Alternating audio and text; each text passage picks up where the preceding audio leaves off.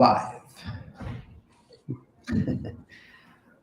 Ok, pessoal. Bom dia ainda. E obrigado pela presença, pelo esforço que eu sei que custou para chegar aqui no auditório Vera Janacopoulos, mas que bom que a gente está aqui. Eu gostaria de apresentar o professor Chris Stover, que infelizmente não podia ser presente presencialmente, mas ele está ali na Austrália, onde que agora fez meia-noite. Então, falando em esforço, ele vai ficar conosco até, quem sabe, a madrugada. E, brevemente, Chris é um professor da Griffith University em Brisbane, Austrália.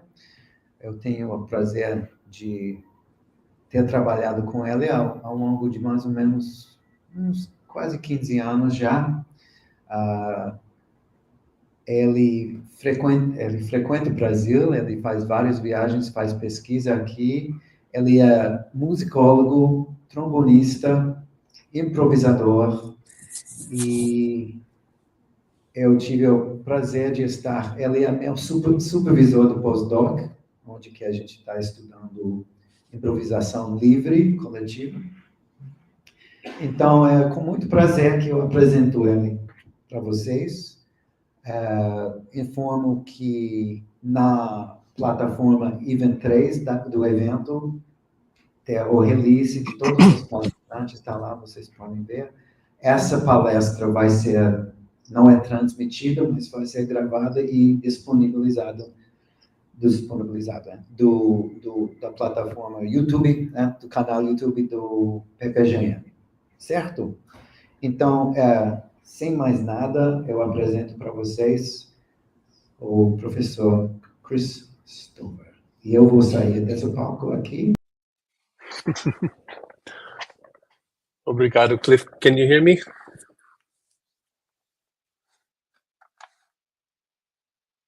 Ok. Bom dia, colegas. Estou falando da Austrália hoje. Está 11h30 de noite, meia-noite agora.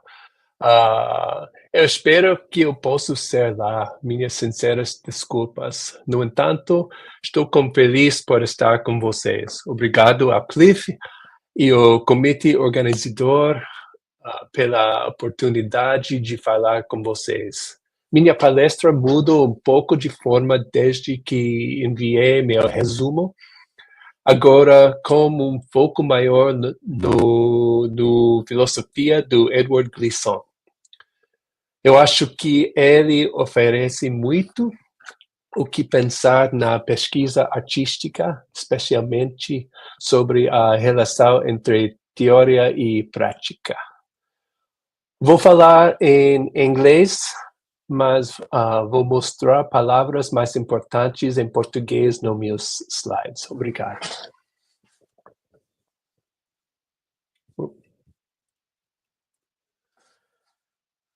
So I will start by suggesting that there are two overarching perspectives on artistic research. First, for art practices to function as forms of research requires engagement with theory. In the abstract for this talk, I framed this as thinking with music. The other perspective is the possibility that art in itself can be a place of thought as an expression of philosophy. In my abstract, I called this, drawing on the main SIMPOM theme, thinking through music. Some artistic researchers come down on one side or the other. Most probably fall somewhere in between. But the distinction underlies one of the big questions we need to continue to address as we continue to do what Paolo de Assis and Lucia D'Errico have called charting a field in expansion. And I'd just like to draw attention to Assis and D'Errico's framing, charting the field rather than defining it, and the connection that makes to cartography or mapping, which I read here as a kind of meta method that they're working through. So the first version, art engaging with theory, which we can call in music studies, thinking with music. The first thing I'd like to consider here is defining that word with. First, we can think of it as a conjunction, thinking and music together, thinking with music. And the second is using music as a tool for thinking, just like we would say reading with glasses. We would say measuring with an oscilloscope. We could also say thinking with music, music being a tool for doing the thinking or for facilitating doing the thinking. The second point I'd like to make here is that there are many forms that this can take, the concept of thinking with music. So for example, we can talk about theoretical concepts that give shape to artistic expression. We can talk about an artistic expression as the working out of a philosophical idea, or we could talk about socially, politically, environmentally, etc., different kinds of art that is engaged in the world using theory that is also engaged in those contexts to better understand those contexts. And there are many other forms of thinking with music that we could imagine. The second big idea here then, art doing the theorizing, thinking through music, suggests that theory and practice are completely and fully entangled. But the big question is, under what conditions might we agree that this is possible? Under what conditions can music be doing the thinking, or can an idea be expressed through music? The most radical version of this, still a question, can artistic expression simply be the non-linguistic working out of its own kind of conceptual apparatus, not expressible outside the artwork? And this goes back to some big 19th century, especially German ideas of certain kinds of thoughts that are able to be thought. As Christofferson would say, thoughts that could be thunk. That are not thinkable outside of that medium, that are not thinkable in words. So that's a question that we should be considering through all of this. But this is the point where I'd like to first start to draw on Edouard Glissant. Glissant was a philosopher from Martinique in the Caribbean who studied in France, studied with some, studied at the Sorbonne in France and other places, and weaves a lot of different kinds of theoretical ideas through his expression. And perhaps most important for our purposes, a lot of the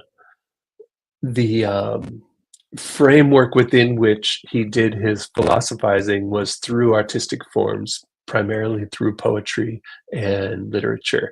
So he believed that these kinds of forms of artistic expression were fully equal forms of knowledge production and dissemination. So here are two quotes from Glissant.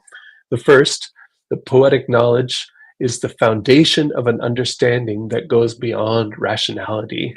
Glissant wrote that in his first book, Soleil de la Conscience, which was from 1959. And the second quote here, "If philosophy is an art, then as a corollary, art and poetry are places of thought. They are philosophical." And this is from Alexander Lupin, who was a frequent interlocutor of Glissant's. They worked together a lot, and Lupin is also the author of a series of interviews with Glissant toward the end of the philosopher's life.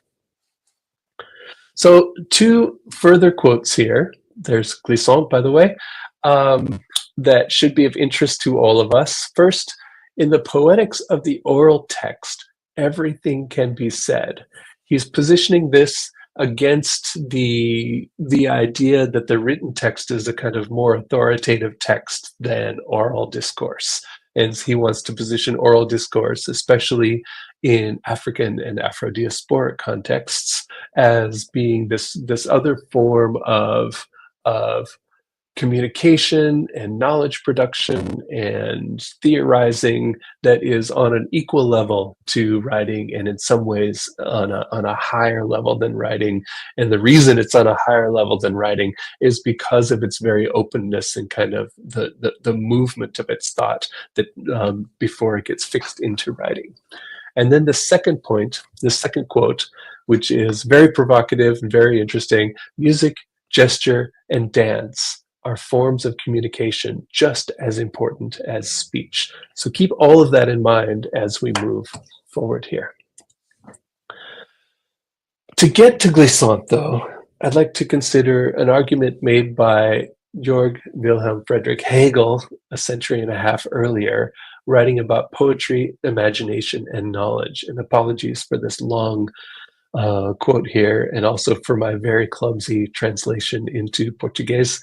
From German to English to Portuguese never works very well, but I'll read it here. Poetry, this is Hegel, writing in Aesthetics Book 4, poetry is of greater antiquity than speech modeled in the artistic form of elaborate prose. It is the original imaginative grasp of truth as a form of knowledge, which fails as yet to separate the universal from its living existence in the particular object, which does not as yet contrast law and phenomena, object and method, or relate the one to the other in subordination to the process of human reason, but comprehends the one exclusively in the other and by virtue of the other. For this reason, it does not merely, under the mode of imagery, express a content already essentially apprehended in its universality. On the contrary, it lingers, conforming to its unmediated notion, in the unity of concrete life itself, which has not as yet effected such a separation or such an association of a mere relationship. So there's a lot in that passage, and I'd like to unpack just a few key points. So first of all, Hegel tells us that, historically speaking, poetry precedes prose as a site where ideas are developed. He's referring here to the early Greeks who would write, the pre-Socratic Greeks who would write in poetic forms prior to the sedimentation into the kind of objective writing that we might think of as academic writing now. Next, he describes what he calls the imaginative grasp of truth as a form of knowledge. So in other words, imaginative processes are as capable of holding truth content as what we would consider more objective forms of inquiry. And I'd like to just pause here and note that I'd like to de-emphasize Hegel's use of the word truth, which I find to be a particular 19th century German concern, and instead substitute something like production of new knowledge, to use a term used in artistic research. And then I'll also draw in a little quote from the affect theorist Brian Massumi, writing in his translator's introduction to Deleuze-Guattari's 1,000 Plateaus, where he talks about, where he asks us to not worry about whether something is true, but ask what work it does, what new thoughts it enables us to think, what new feelings it enables us to feel. So this is a really interesting turn that Hegel was picking up on, that Glissant is picking up on, and that Deleuze and Guattari were also picking up on in their way. That's the end of my little aside there. The next point I want to make about this Hegel quote is his suggestion that poetic knowledge resists a number of bifurcations. So the bifurcation between universal and particular, between ideas and their material manifestations, between the object and how it comes to be. And he also suggests that all of these are not subordinated to reason, and that poetic reason does not stand outside of immanent relations in the world. So again, this is a really different way of thinking about what knowledge even is. And it forces us, in Hegel's mind here, to rethink what the content of expression is. What I mean by this is that poetry for Hegel, and this is a quote from just a little bit after this passage, poetry is the ideal envisagement and imaginative content itself. In other words, he makes clear that the content of poetry, he makes clear that he does not mean that the content of poetry are its ideas and imagery. In other words, what a poem is about is not what we think of a poem being about. Instead, there is a real equivalence built into the is. Idea and imagery are the poetry. Language is merely a medium. He writes, poetry suffers the medium of speech merely as a means of communication and immediate externality. In other words, as a sort of pragmatic interface. Just two more quick things. Also note that in the very first sentence here, elaborate prose for Hegel is also artistic. So that elaborate prose would be that objective writing that he seems to be railing against here, but he's also suggesting that that is a form of artistic expression. So again, this is coming back to that double movement of art expressing philosophy and philosophy functioning as an art. And then finally, I'd like to note all those as-yets. There's three as-yets, ki ainda. Hegel's dialectical movement between particular and universal has not yet played out in this passage, so we should remain a little bit cautious about where he goes with all of this. But with all of that said, back to Glissant in a much more economical series of passages. Glissant writes in Poetic Intention, quote, poetics is a way of conceiving of oneself, of conceiving of one's relationship to oneself and to the other, and expressing it. All poetics is a network. Here he's engaging, but then redirecting Hegel. He's also taking poetry, what Hegel's talking about poetry, and Glissant is transforming the word poetry into this other word, poetics, which is a more capacious kind of word, I think, as a form of relationally grounded identity constitution in the way that Glissant frames this. And this idea that all poetics is a network is going to become very important in just a few minutes. The second quote, to cross the border would be to freely connect one vivacity of the real to another. This is from one of his later books, Philosophie de la Relation. And here, I'm really drawn to the notion of different vivacities of the real and how they might be connected via forms of border crossing. I'm also going to return to this word border crossing and the concept of border thinking in just a few minutes. And finally, this quote, do not think the imaginary of the world, but express it. To express it, the artist needs to think about it, but it is not an informative thought. It is an intuitive thought. This is a tantalizing and I would say dangerous passage for artistic researchers because it starts to touch on that that question that we're often asking of ourselves about where is that line between the kind of intuitive knowledge formation engagement that happens in artistic practice that is of an undetermined but necessary degree of robustness versus the kind of intuitive thinking that we might simply call navel gazing, or that we might say is just a little bit unreflective, or that is not engaged with the kind of reflexive process that is so important in artistic research. So here are a few of the reasons that I think Glissant is an extremely important thinker for artistic researchers. The first is his commitment to poetry, like I mentioned before, and literature as forms of philosophical expression. Second is two of his most famous and most well-developed key concepts, which are what he calls relation with a capital R and creolization. Relation is a non-universalizing totality, a refusal of universalizing ideas by turning to the radically local and to inventive lines of connection. So his idea of relation, coming back to this idea of networks from a few minutes ago, is about hyper-local and hyper-specific people and ideas and activities and thoughts and words and so on, and then the active drawing of lines between them. He connects this to ideas of intersubjectivity. At one point he writes, we abandon the claim to find the truth only in the narrow circle of our own subjectivity. Rather, there is a need to go beyond one's own subjectivity, to move toward an intersubjectivity of the whole world. The second theme here is creolization, which for Glissant takes place always between languages and takes place as scramblings of language that resist seizure by dominant structures, and which are unintelligible to those dominant structures. And I'll come back again to that. Just this idea that through processes when a Creole language is formed, it's a language that is always in motion, that always kind of slips away from capture. It's really difficult to write a Creole dictionary because 5 minutes later, the language is different.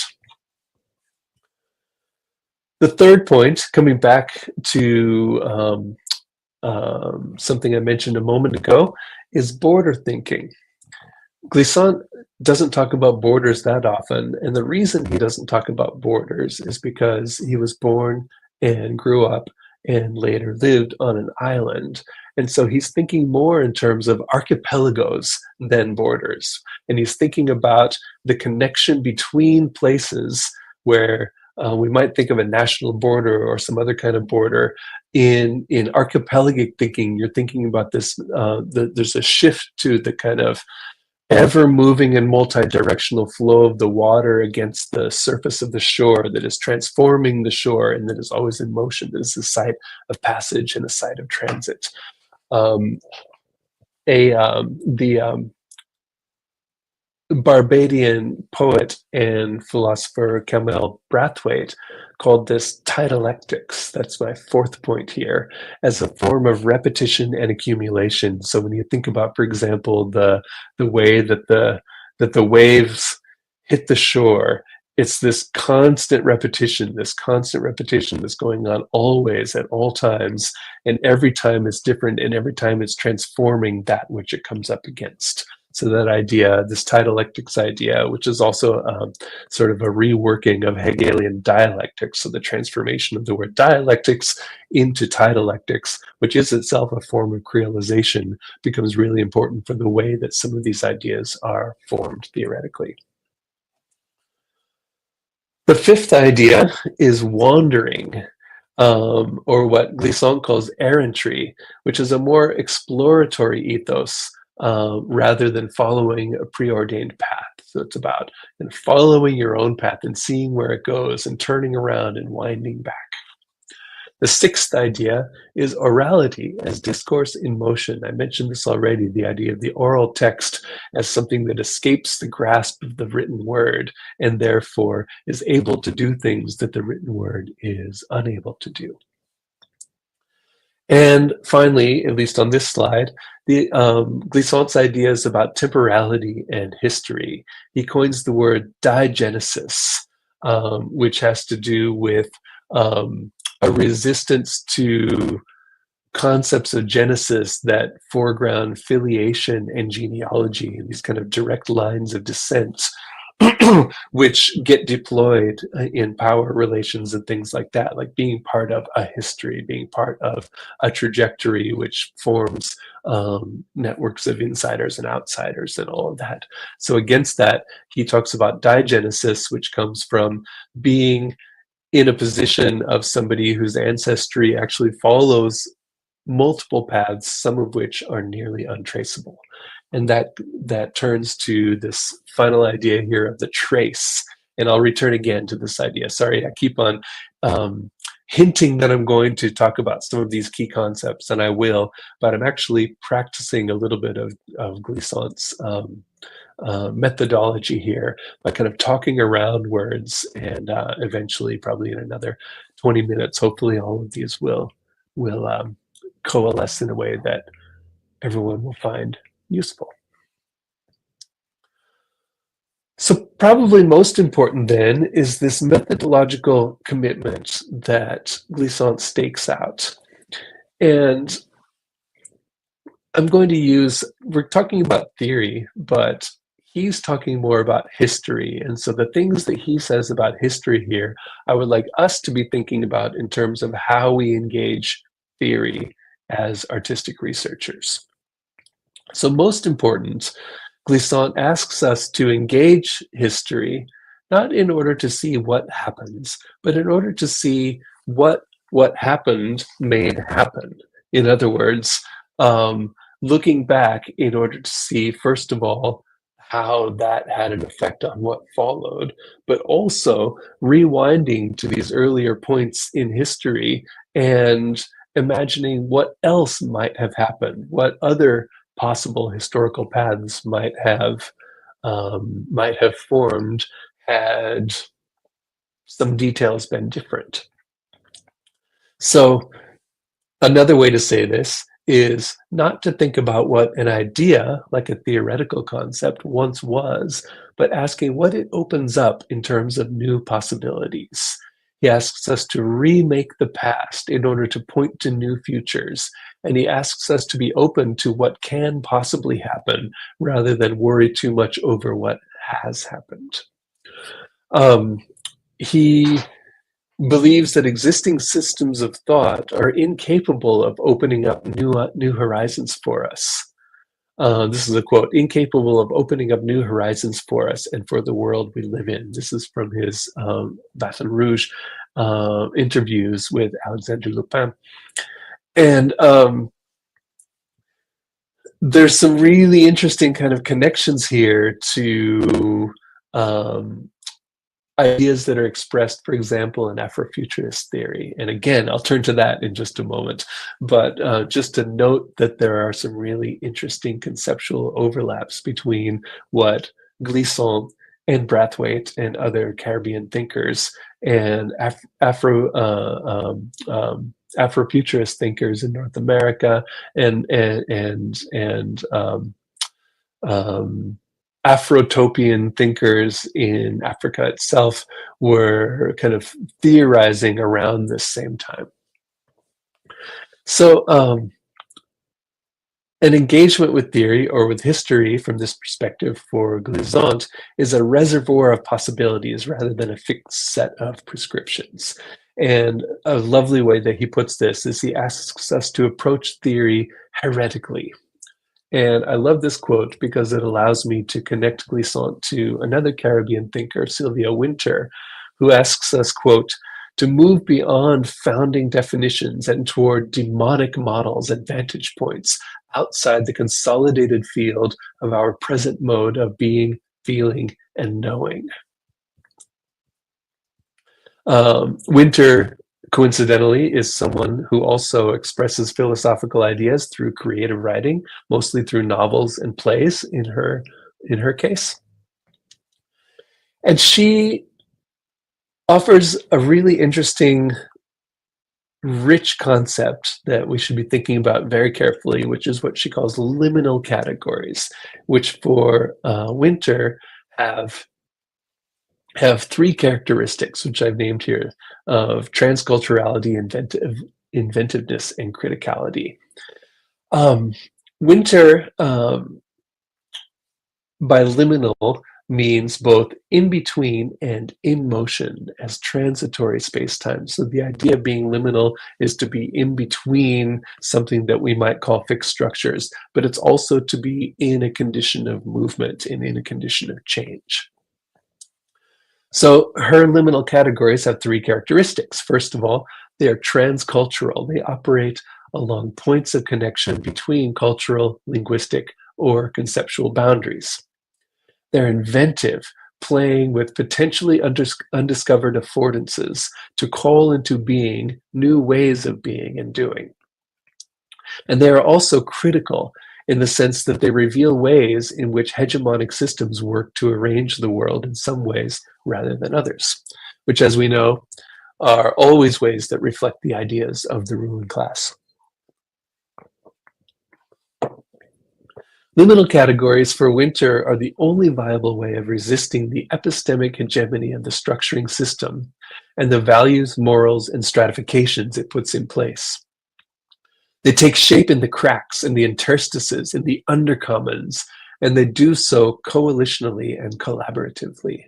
This is why it is important for artistic researchers to understand themselves as potential concept creators.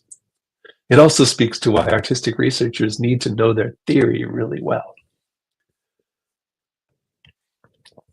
From here, sorry, this is proliferating quickly. I'll pivot to just a handful more thinkers. First, from the Argentine decolonial theorist Walter Mignolo and his frequent co-writer Catherine Walsh, who describe what they call epistemic disobedience. So the last point that I just said about Winter, the idea of artistic researchers needing to know their theory really well, that contrasts then in a really interesting way with the concept of epistemic disobedience, which is an active project of unsettling and disobeying the reign of theory over practice.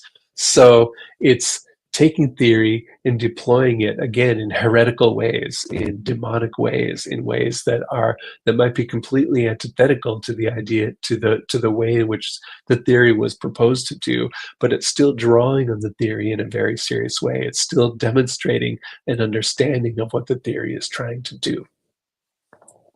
So, connected to this, and if we just want to argue this point, here's Enrique Dussel from his theses on politics, writing, without practice, no pathway is made. So practice needs to be there, of course. Yet, the path cannot be made without points of reference that permit one to traverse topographies and labyrinths unknown. And then one more quote from Leanne Betasamosaki Simpson, who writes, theory is not just an intellectual pursuit. It is woven with kinetics, spiritual presence, and emotion. It is contextual and relational. So what I'm trying to do here is just weave this web of ideas about what theory is, what theory does, how to approach theory, how theory potentially relates to practice, how practice can be a theory, and on and on and on and on as this proliferating thing that hopefully never stops.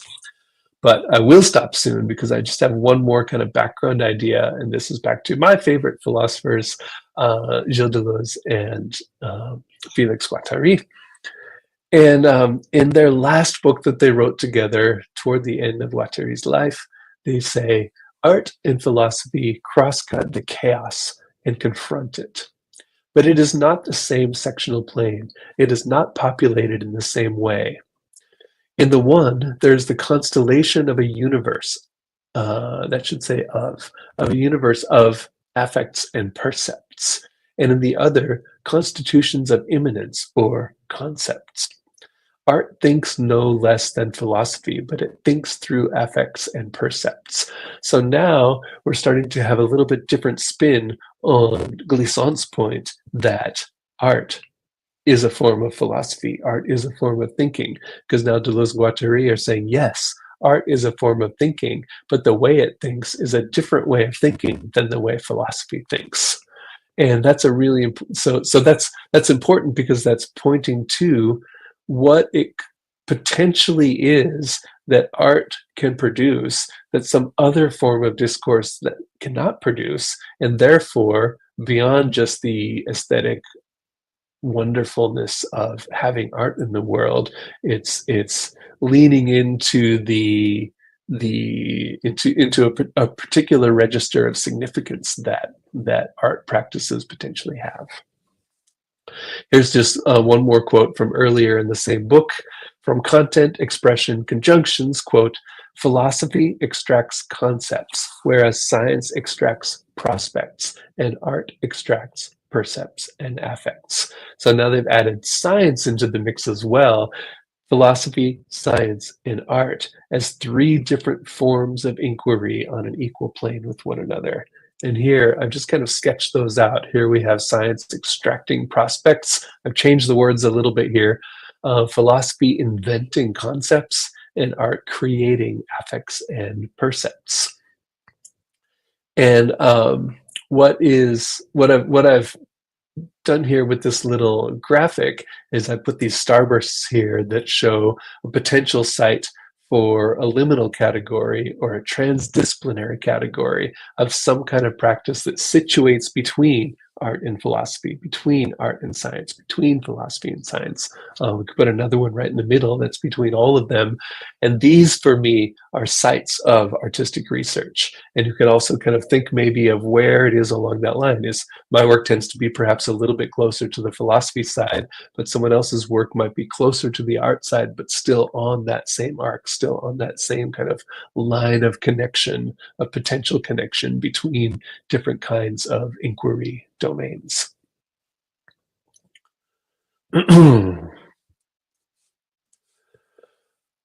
So notice the forward-directed impetus of these words: inventing concepts, inventando conceitos, extraindo perspectivas, criando afetos y perceptos.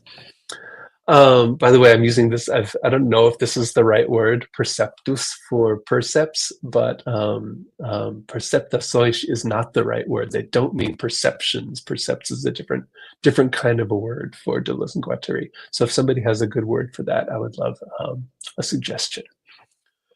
All of this should recall what we were talking about a moment ago with Glissant's radical openness to new possibilities. For example, the remaking of the past in order to point to new futures, this very future-oriented way of thinking.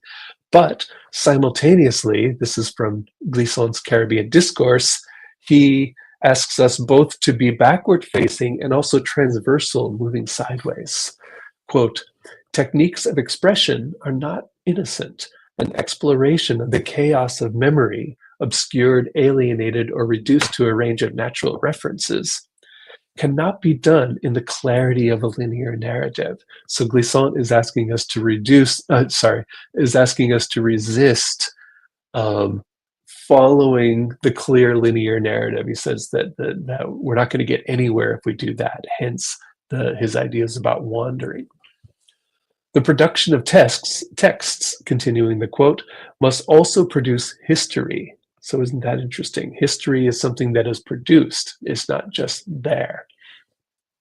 The production of texts must also produce history, not in its capacity to facilitate some happening, but its inability to raise a concealed world to the level of consciousness. Exploration is not analytical, but creative.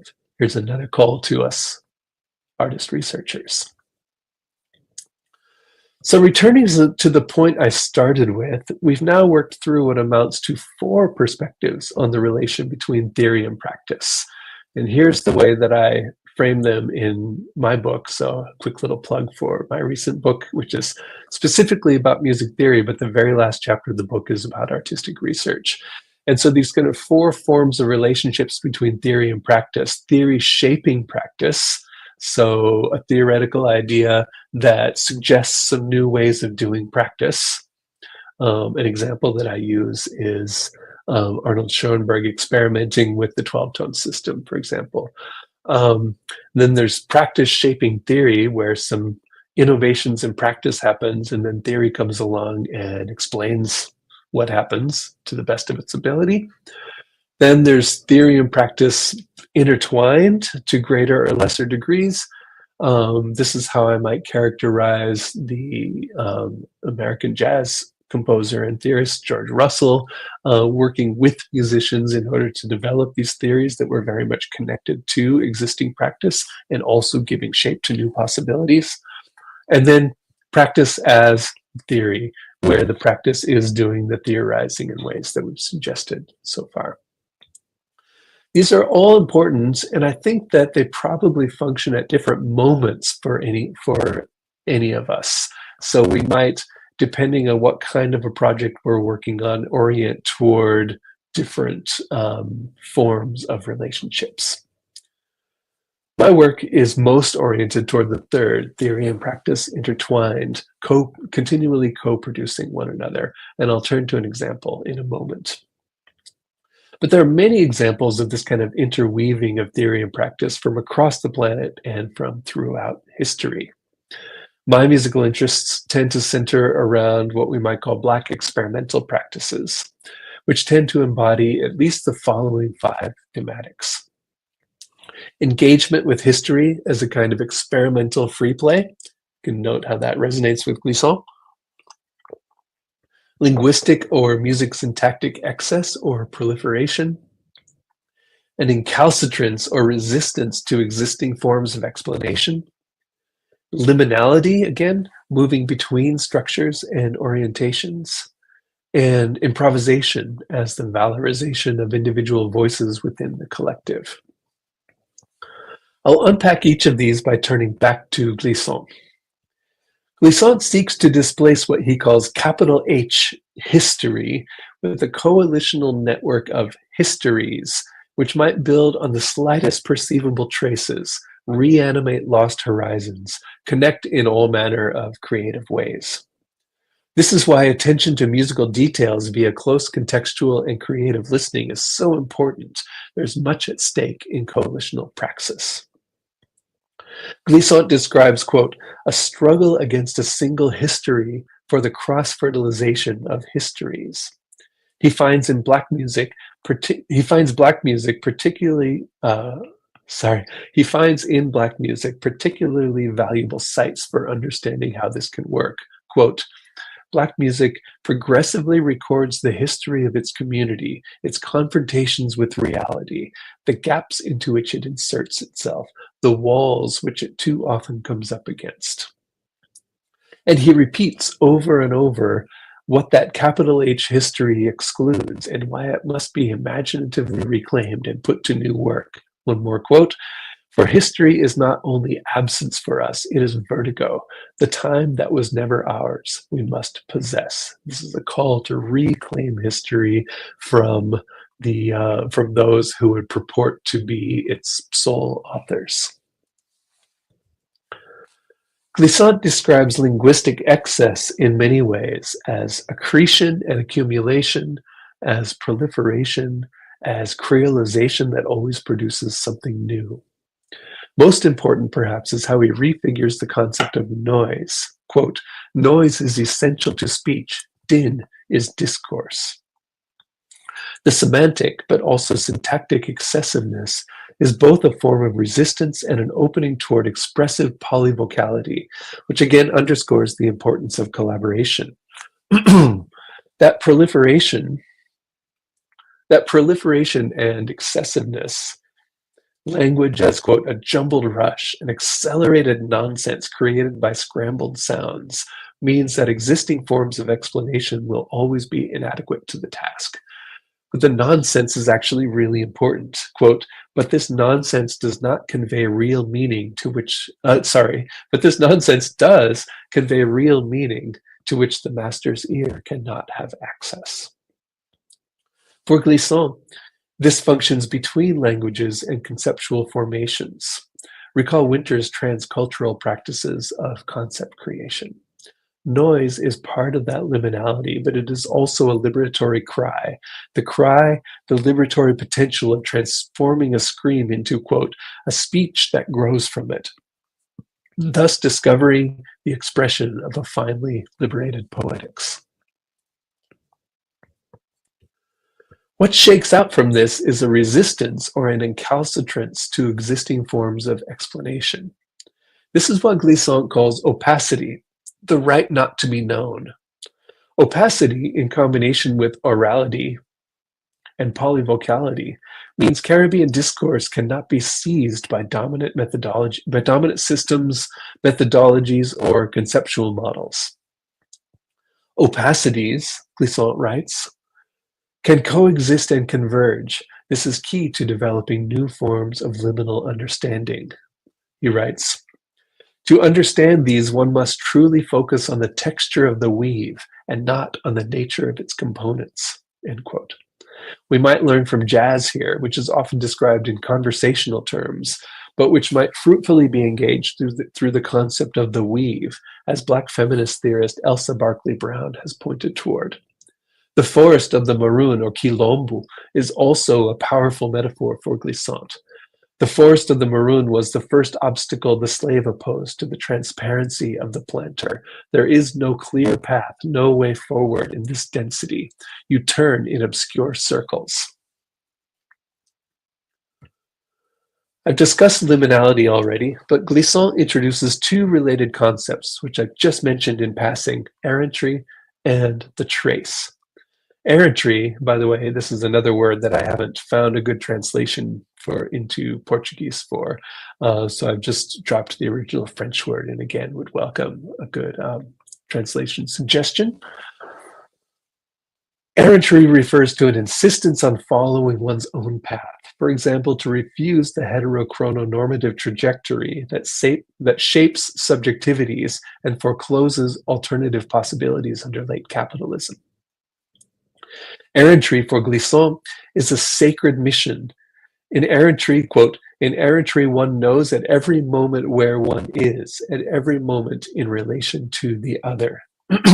He stresses movement and the many-rootedness of the rhizome, a concept he borrows from Deleuze and Guattari. Quote, the root is not important, movement is.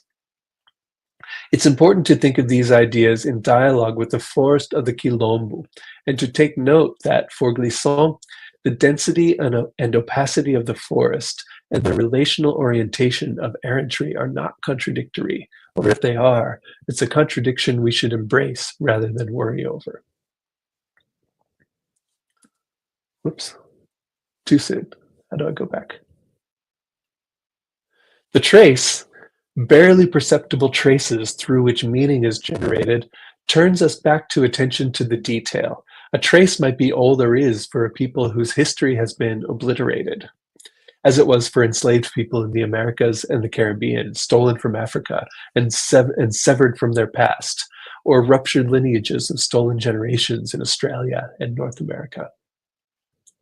Turning back to excess and accumulation, attention to the trace leads to a piling up of experience, quote, the repetition of a few obsessions that take root, tied to realities that keep slipping away. Root here is meant in rhizomic terms. Many-rootedness against, again, the filiation and genealogy of handed-down capital H history and capital T theory. Glissant makes the imaginative, collective, polyvocal, and activist nature of this process explicit, quote, opening up the trace to other utterances as a conjoined poetics. Whoops.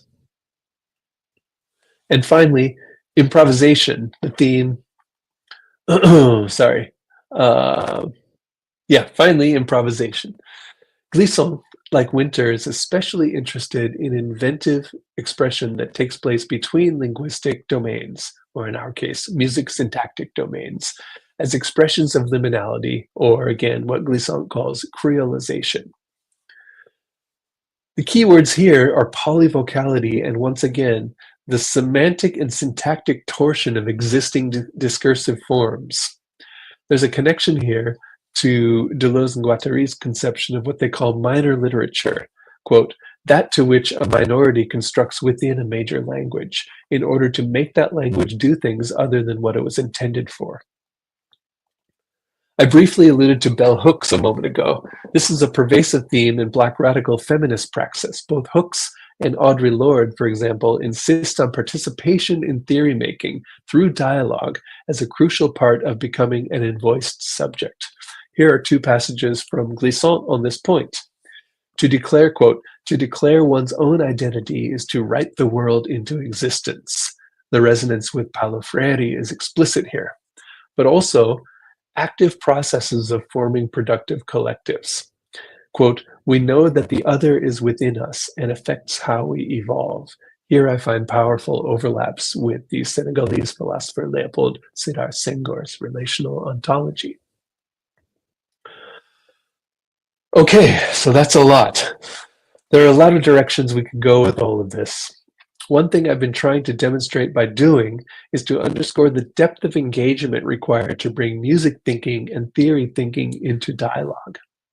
Most of us are fully into the music thinking part, having been immersed in music for most of our lives. The theory part, especially for musicians coming into artistic research for the first time, can be daunting. I alluded in my abstract that this is a preamble for a new book I'm starting to work on, which is provisionally called Theory for Artistic Research, and is intended as a way in for exactly that kind of artist thinker. We can talk about that in the discussion if you like. But I'll close the formal part of my talk with an example of a project I began in 2023 and am picking up again. My Imaginary Hybridities began as a strictly creative endeavor, a body of new music that moves through certain kinds of musical concepts and processes that I've worked to embody through my long engagement with Afro-diasporic musical practices, especially from Cuba and Brazil. Here's a small example. And Cliff, can we switch now to hybridity number 5?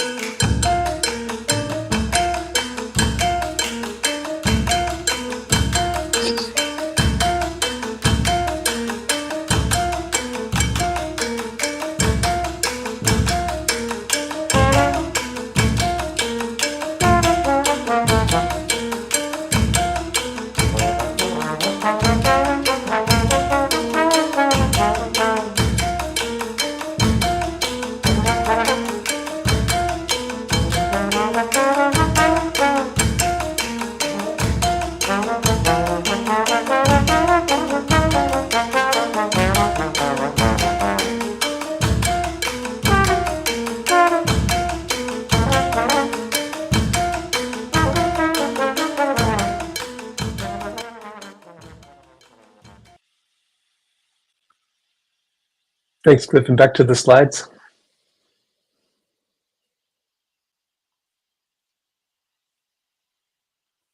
In this passage, 2 drummers are playing a repeated figure many here will recognize from candomblé, a syncretic practice in Brazil which itself contains a trace of its own West African antecedents.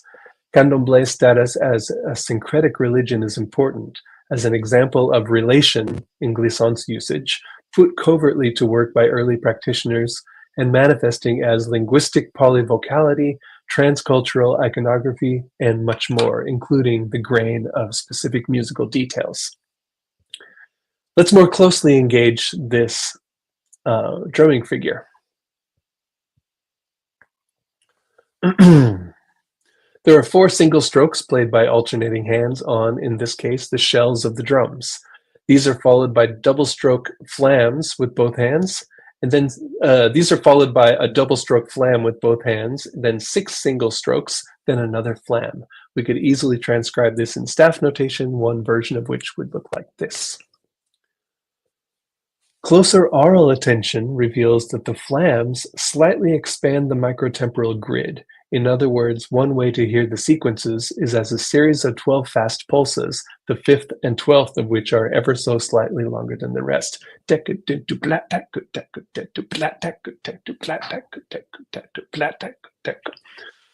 We can listen to many candomblé recordings and corroborate that this is nearly always the case. The exact timing details vary, sometimes greatly, but the basic principle is preserved.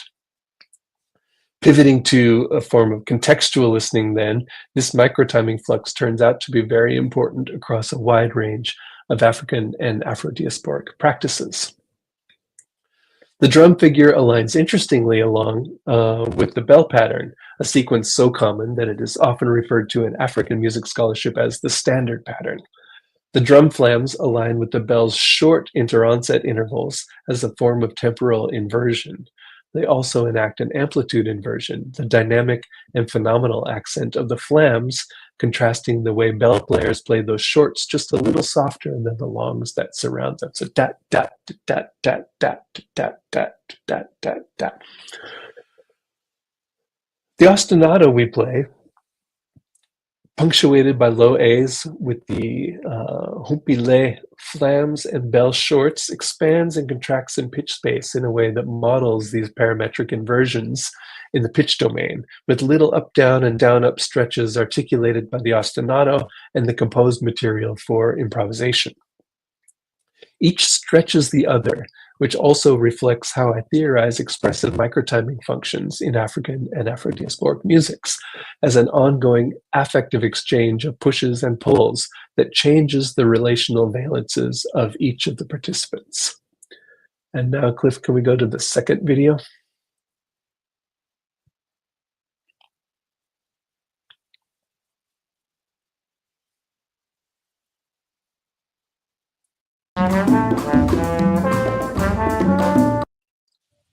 Skip ahead here.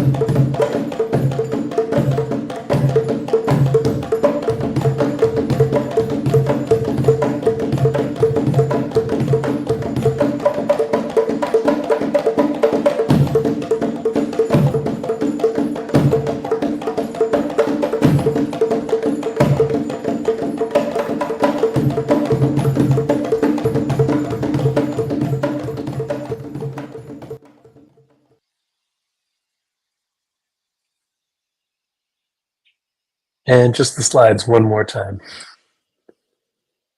Thanks, Cliff. In this passage, an upbeat initiated rhythm has been sounding continuously for some time. This, again, is recognizable to most folks here today and is the first half of a Partido Alto rhythm, which, as Ney Lopez has described, signifies an important geographic displacement in samba history and signals place-specific forms of and attitudes toward authenticity, cultural belonging, and Blackness and class politics. All this is communicated by the way a dependent cross rhythm in samba is elevated to the status of what we might call a main temporal layer. My use of just the first half of the Partido Alto rhythm is intended to allude to this while simultaneously redisplacing it. While the figure continues, a new layer enters, 3 of us playing Cuban bata drums, playing a toki or rhythmic gesture called yacota. This rhythm comes from a religious practice in Cuba called Regla de Ocha, and like the candomblé example, connects to a range of practices on the African continent. Yacota articulates a 4-count metric structure with superimposed ternary and binary beat subdivisions. When it enters, it defines a new downbeat in alignment with the offbeat first onset of the Partido Alto figure. You can see that with the dotted line in the example. And furthermore, it enacts a metric modulation, staking out a new beat periodicity alongside the piano's dotted quarter notes. The moment of coincidence between temporal strata and the precise nature of their alignment is intended to do at least the following things.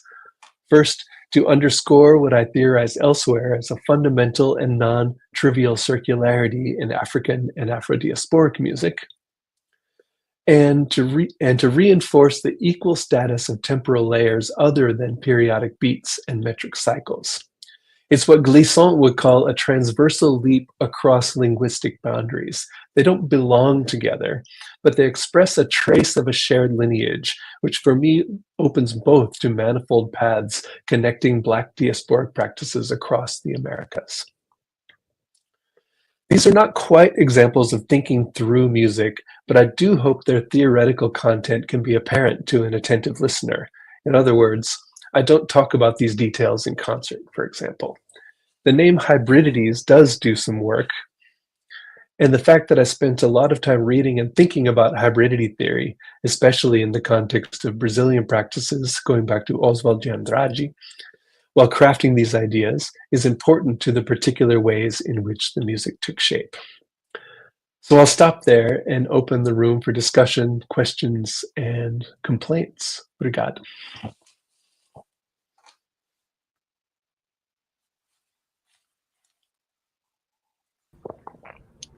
Okay, I have returned. Okay. Tell me. So, a gente vai abrir para perguntas, etc. Se quiseram falar em português, ok, a gente vai traduzir. Eu acho que o Chris até vai entender. Ou a gente pode, ou vocês podem falar em inglês. Rapidamente, para oferecer, para deixar tempo, eu queria já agradecer ao professor Chris para contribuir, talvez, para a maneira que a gente considera pesquisa artística e para iluminar ou sugerir, talvez, uma estrutura teórica em que a gente pode inserir e com que a gente pode dialogar enquanto continuar nossa pesquisa através de arte, através de produção artística, mas na academia e nessa ideia de contemplar e entender, realmente mostrou para nós que já tem um embasamento teórico que tem sido construído através de muitos anos já. Então, Chris, thank you so much for that. Então, you're hearing me, correct? Yep. Okay, I'm going to go. Let me do this here. Now we're bigger. Yeah, okay. Ok, então, perguntas em inglês. Marta. Professor, vem cá aí, última, utiliza. Como é que você vai fazer para ele ver a gente? Não vai dar para virar, né? Virar? Eu tô com medo. Você está com medo? De virar. Oi, Cris. Tudo bem? É Marta, tudo bem? Oi, Marta, tudo bem?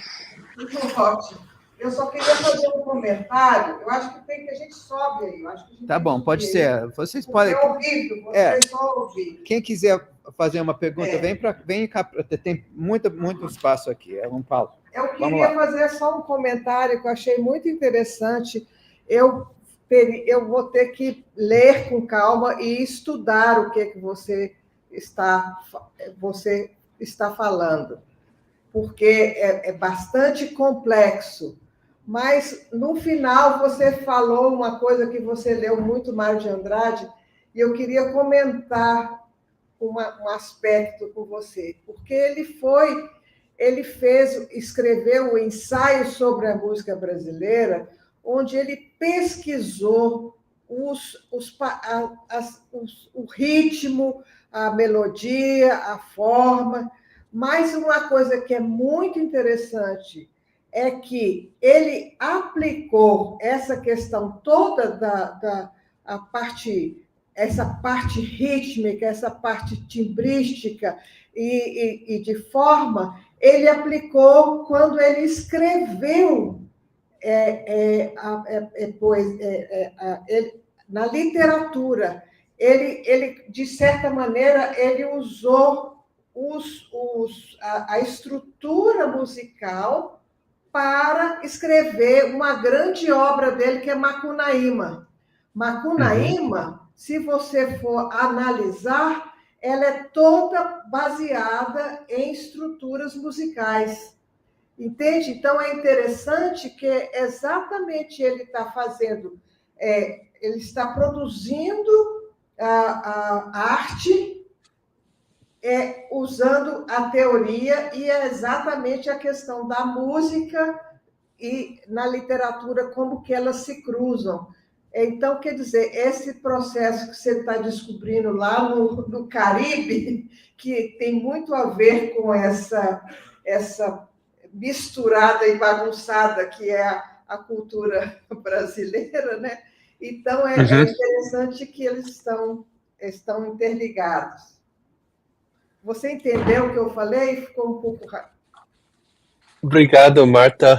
Can I answer in English? Okay. Sim. Ok, fala com ele para você responder em inglês. Yes. I think I'm so interested in these examples of people who we might call proto-artistic researchers, like artistic researchers before there was a word for it. And I think Mario is one of those that I think that we should take very seriously as somebody that we can learn from as artistic researchers. And I say that I'm embarrassed to say I've still never read his Macunaíma. I've only read his essays. But yes, I totally agree with everything you're saying, and I think that's really lovely to think about. The person that I think about in kind of the same way, who's as a proto-artistic researcher in Brazil, maybe some people will agree or not, is Tom Zé, who's somebody I think who's using music as his form of expression, but has also written prose too, but has these really interesting conceptual ideas that are built into the music that are, I think, expressing really deep kind of philosophical concepts many times. Chris, eu vou arriscar, tá? Vamos lá.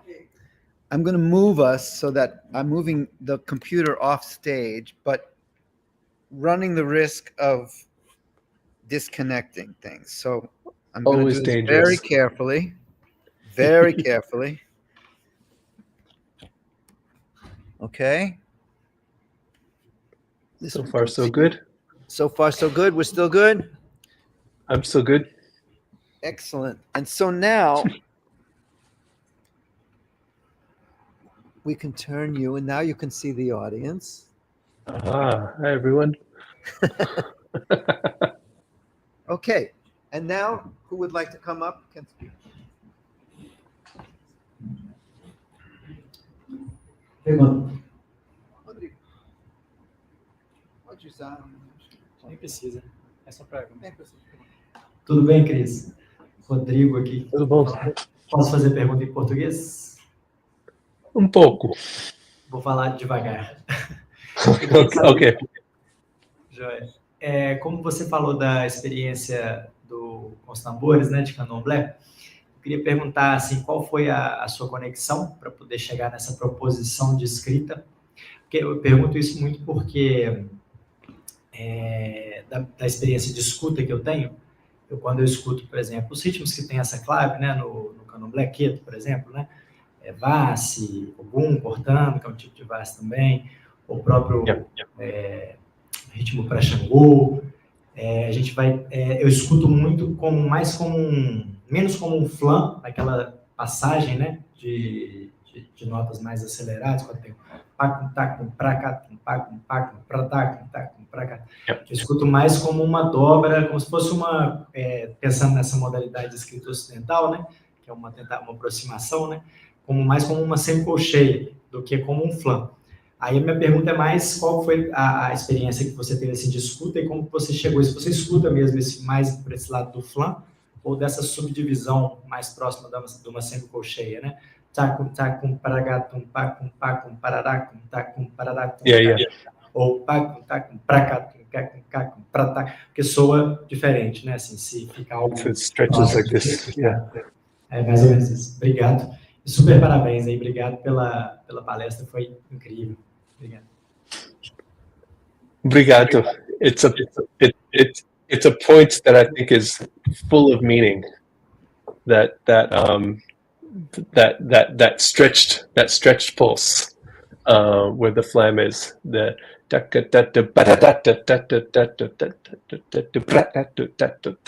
the way that it can stretch in so many different ways, including one guy doing one thing and one guy doing another thing. I think that's where it gets really interesting.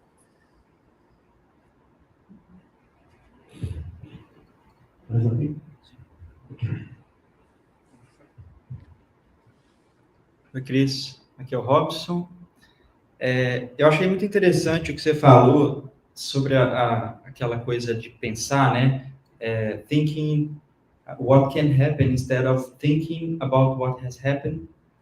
E eu fiquei curioso para saber se especificamente você aplica isso na escolha do material que vai pesquisar, como isso pode me ajudar como pesquisador para escolher objetos de pesquisa, etc. E também se isso, de certa forma, tem influência na sua forma de jogar quando você está executando. Então, nesses dois aspectos, né?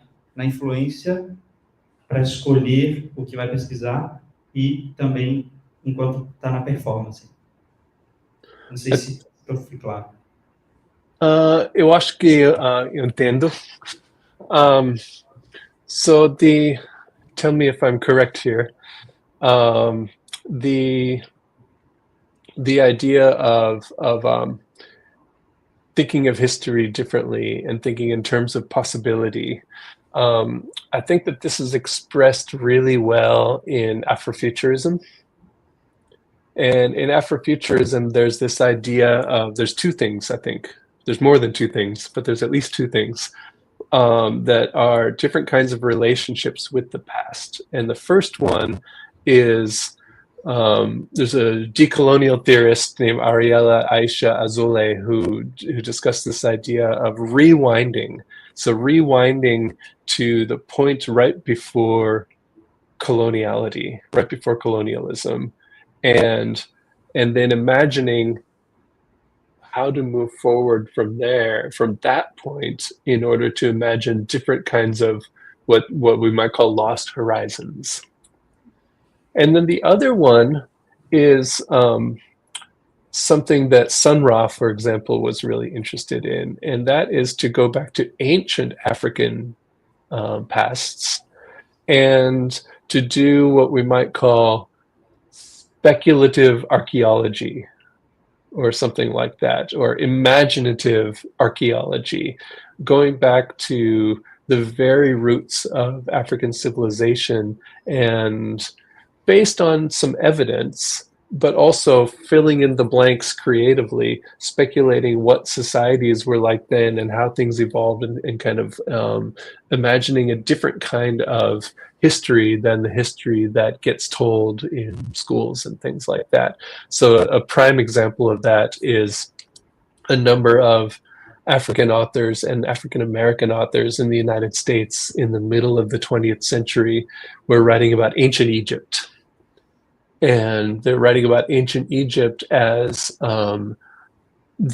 being directly connected to Black sub-Saharan Africa, and tracing the roots of Egyptian civilization to an older Black civilization in sub-Saharan Africa, and therefore, in doing that, sort of redefining what the history of humanity in the world even means in the first place. And so these are examples of just speculating about the past in order to think about the present and the future differently. And when it comes to performance, you make choice. Você faz tipo conexões com o que você está escutando e essa coisa da improvisação livre a partir dessa ideia, ou é mais nesse campo filosófico? Yeah.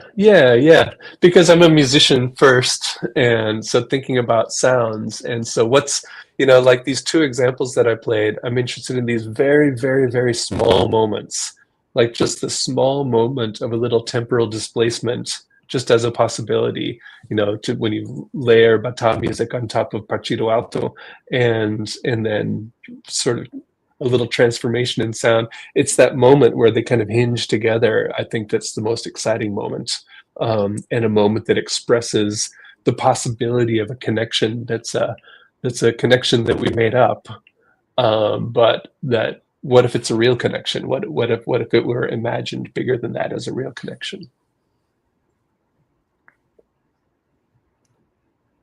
Obrigado. Thank you. Mais alguém? Temos um pouquinho de tempo. Tiago. Fale, Chris.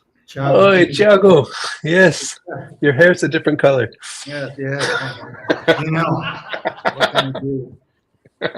Kids, olha só, eu queria te perguntar se você poderia, porque eu acho que você trouxe conceitos muito complexos, né? E eu acho que conexões muito elaboradas, filosóficas, e se você pudesse falar um pouquinho mais, de repente, escolher algum ponto específico e falar um pouquinho mais da relação com os exemplos que você trouxe, de repente alguma citação do Glissant, alguma coisa que você possa pinpoint, assim, e a gente poder falar um pouquinho mais dessa conexão, de toda essa elaboração com a parte da performance. Não sei se seria possível. So let me just ask, did I understand right? So say a little bit more about like the main point of Glissant. No, let me try in English. Maybe if you could pinpoint just like one concept of Glissant that you're approaching, that you brought so many for us, and kind of relate to the performance aspect, or one of the examples that you brought today too. Sure. I have to make this up, and that's okay. Well, I don't want to put you on the spot, so if it's not. No. I'm happy to. Only because they're not directly connected, because I'm reading Glissant now, and I was doing that music then. But I think it's all kind of tangled together. And I think maybe the concept of polyvocality might be one concept that was really prominent in not just those two excerpts that we heard, but in this whole project, because the whole project brings lots of different pieces together. So there's some, not just Brazil and Cuba, but also North America, and also experimental music, and also Jamaica and some other things. So kind of bringing these rhythmic languages together, but also what I hear as being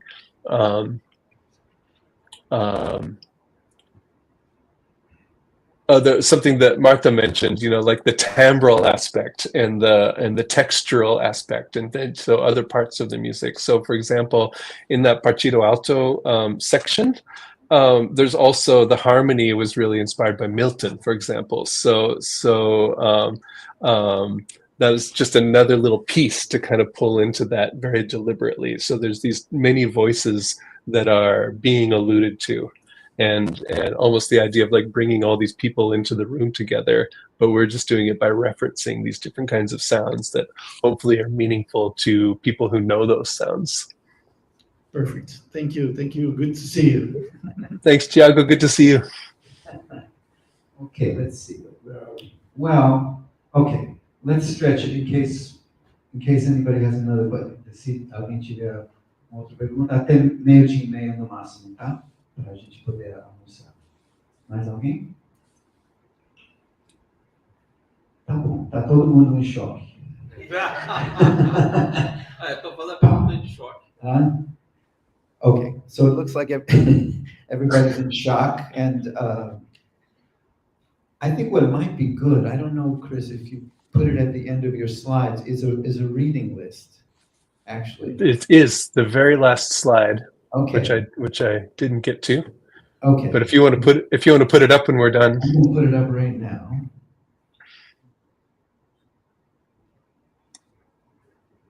Okay, folks. There it is.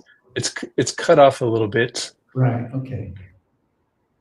Bom. But I'll send it as well.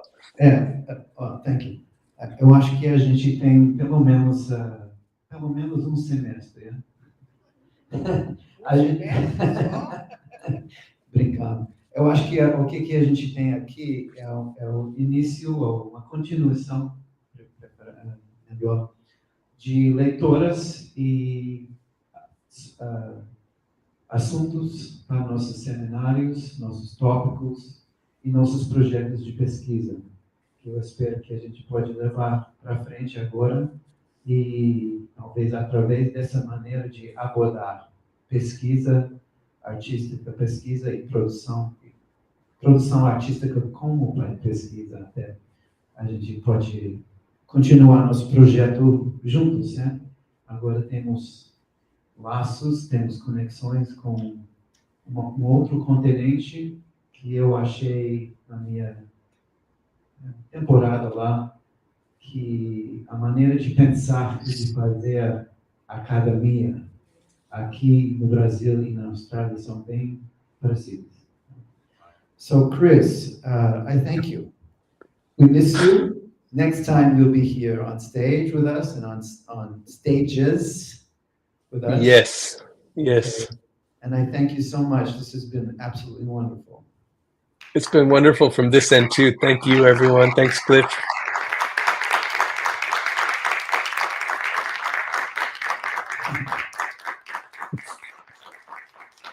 Thank you. Okay, many comments.